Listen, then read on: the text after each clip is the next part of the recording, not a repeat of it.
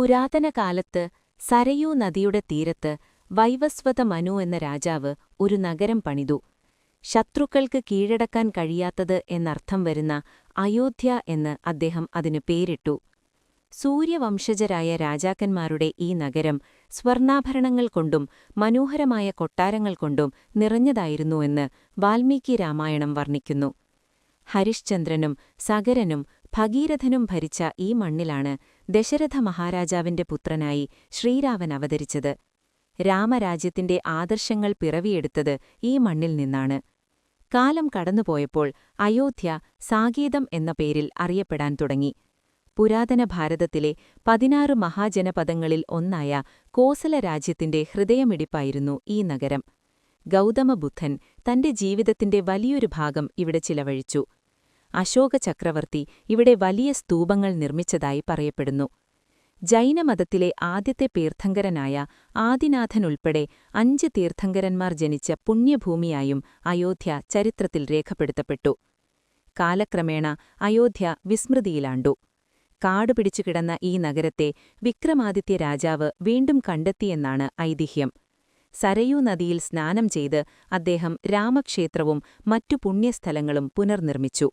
ഇതോടെ അയോധ്യ വീണ്ടും ഭാരതത്തിന്റെ ആത്മീയ കേന്ദ്രമായി മാറി.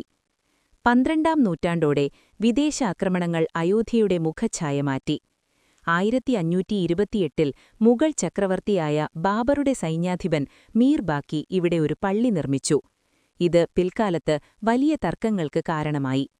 പിന്നീട് വന്ന നവാബുമാരുടെ കാലത്ത് അയോധ്യ സാംസ്കാരികമായി വളർന്നു. ഫൈസാബാദ് നഗരത്തിന്റെ വളർച്ചയോടെ അയോധ്യയുടെ പ്രാധാന്യം ഭരണതലത്തിൽ അല്പം കുറഞ്ഞു. എങ്കിലും ഹൈന്ദവ വിശ്വാസികളുടെ പ്രധാന തീർത്ഥാടന കേന്ദ്രമായി ഇത് തുടർന്നു. 19ാം നൂറ്റാണ്ടു മുതൽ ബ്രിട്ടീഷ് ഭരണകാലം വരെ നീണ്ട നിയമപോരാട്ടങ്ങൾക്കും പ്രക്ഷോഭങ്ങൾക്കും അയോധ്യ സാക്ഷ്യം വഹിച്ചു.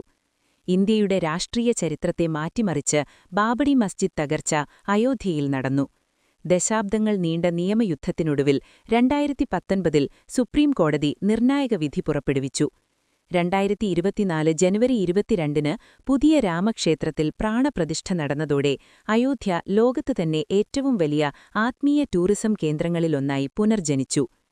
ഇന്ന് വത്തിക്കാൻ സിറ്റിയെയും മെക്കയെയും പോലെ ലോകമുറ്റുനോക്കുന്ന ഏറ്റവും വലിയ തീർത്ഥാടന കേന്ദ്രങ്ങളിലൊന്നായി അയോധ്യ മാറിക്കഴിഞ്ഞു. പ്രതിദിനം ലക്ഷക്കണക്കിന് ഭക്തരാണ് ഇവിടേക്ക് ഒഴുകുന്നത്.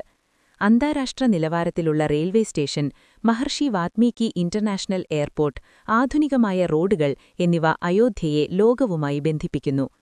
ടൂറിസം മേഖലയിലുണ്ടായ ഈ കുതിച്ചുചാട്ടം ഉത്തർപ്രദേശിന്റെയും ഇന്ത്യയുടെയും സാമ്പത്തിക രംഗത്ത് വലിയ ചലനങ്ങൾ സൃഷ്ടിക്കുന്നു. ഹോട്ടലുകൾ, ഹോം സ്റ്റേകൾ, പ്രാദേശിക കരകൗശല വിദ്യകൾക്ക് പുതിയ വിപണി തുറന്നുകിട്ടി. സ്മാർട്ട് സിറ്റി പദ്ധതിയുടെ ഭാഗമായി നഗരം മുഴുവൻ ഡിജിറ്റൽ സേവനങ്ങളാൽ സജ്ജമാണ്.